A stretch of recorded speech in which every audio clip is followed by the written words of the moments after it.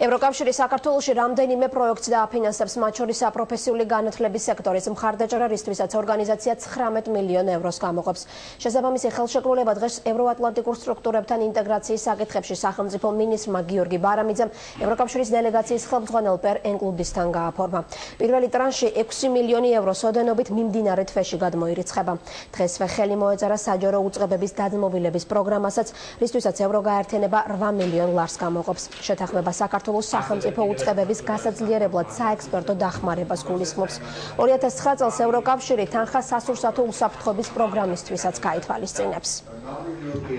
ჩვენ მოვაწერეთ ორ მნიშვნელოვან ფინანსურ დოკუმენტს ხელი, რომელიც გულისხმობს ერთის მხრივ 19 მილიონის ევროს გამოყოფას ევროკავშირის მხრიდან იმისათვის, რომ დაეხმაროს საქართველოს ჩვენი მოქალაქეების პროფესიული გადამზადების პროცესს.